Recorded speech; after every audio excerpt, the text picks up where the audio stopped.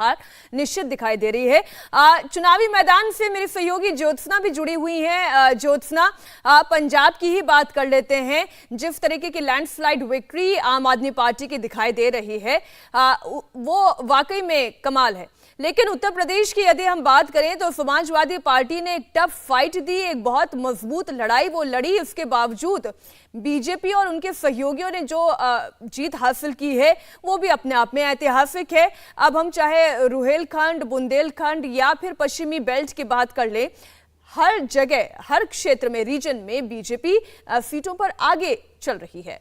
बिल्कुल ठीक कह रही हैं मीनाक्षी आप। अगर उत्तर प्रदेश के लिहाज से बात की जाए तो एक टफ फाइट यहां पर जरूर समाजवादी पार्टी ने दी है, लेकिन वो इस टफ फाइट को बहुमत में तब्दील नहीं कर पाई, क्योंकि अलग अलग रीजन्स हमने यहां पर बनाए हैं और हमारे रिपोर्टर्स जो लगातार डे 1 से ग्राउंड जीरो पर मौजूद रहे, उन्होंने एक एक वोटर से बात की, उनसे समझा और उस जगह का, उस इलाके का मिजाज जाना। तो मैं सबसे पहले अवध का रुख करती हूँ और मनीष से पूछना चाहूंगी कि मनीष, आप तो डे 1 से वोटिंग से, जो पहला दिन था वोटिंग का, उससे भी पहले से आप मौजूद थे, तो आपने किस तरह का लोगों में रुझान देखा और साथ ही अब जो ट्रेंड सामने आ रहे हैं, जो वोट्स लोगों के सामने आए और जो अंततः जीत का कारण बनेंगे, आप क्या देख रहे हैं? किस तरह का बदलाव पिछली बार से इस बार में खासकर अवध रीजन में आपको नजर आ रहा है? देखिए, इसमें कोई दो राय नहीं है कि टफ फाइट समाजवादी पार्टी ने दी है। और चूंकि अवध की बात हो रही है तो मैं आपको बताऊं, 118 सीटों में पिछली बार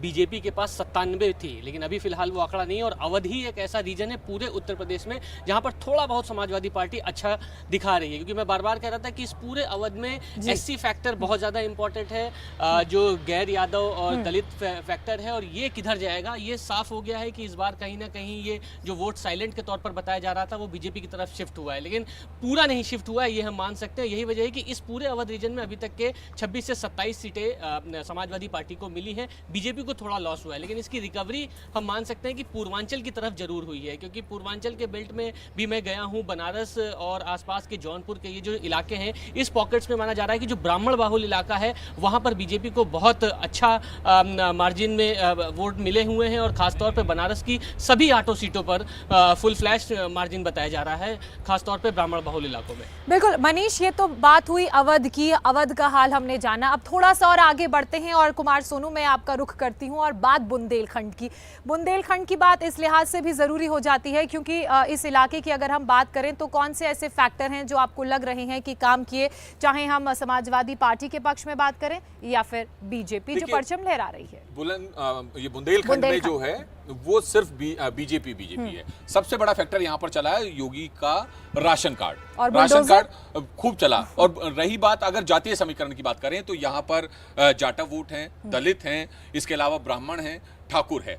तो दलित वोट बैंक जो है उत्तर प्रदेश में इस बार समाजवादी पार्टी को नहीं मिला। जो बसपा एक सीट पर अभी भी चल रही है, जो बसपा का पूरा कैडर वोट था वो ट्रांसफर हुआ बीजेपी की तरफ। तो ये एक बड़ी कामयाबी जो है बुंदेलखंड में भाजपा के लिए रही। पिछली बार भी यही कामयाबी रही थी और इस बार भी यही। हालांकि 18 पर आगे चल रही है, 1 पर समाजवादी पार्टी है, लेकिन मुझे लगता है कि शाम तक आते आते शायद जो स्थिति है वो 2017 वाली है। अच्छा, आप क्लीन स्वीप की भी बात कर रहे थे? बिल्कुल बोल रहा हूँ, क्योंकि मैंने देखा बुंदेलखंड को जिस तरीके से वहां पर लोग एक डेडिकेटेड होकर, मैंने कहा राशन खूब चला है। 3rd फेज में बुंदेलखंड में जब नेताओं के भाषण हो रहे थे, चाहे रैली हो, रोड शो हो, डोर टू डोर कैंपेन हो बीजेपी का, तो हर भाषण में, हर नेता के हर भाषण में एक ही नाम था कि हाँ, हमने राशन दिया है, घर घर राशन पहुंचाया। और ऐसा नहीं है कि सिर्फ भाषण में ही राशन पहुंचा है, वो वाकई में भी पहुंचा है। तो इससे लोग खुश थे कि हाँ, एक सरकार ने अच्छी बहुत महत्वपूर्ण बात आपने कही कुमार सोनू। ऐसा नहीं है कि सिर्फ भाषण में राशन पहुंचा है, लेकिन घर घर राशन पहुंचा है,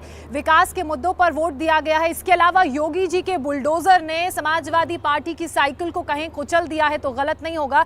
हालांकि पिछली बार के कंपैरिजन में इस बार प्रदर्शन जरूर अच्छा रहा है, लेकिन बात वही, वो बहुमत में तब्दील नहीं हो पाया है। और जो नतीजे सामने आ रहे हैं वो उत्तर प्रदेश में बीजेपी की तस्वीर को साफ तौर पर दर्शाते हैं। मीनाक्षी, और ये तस्वीर है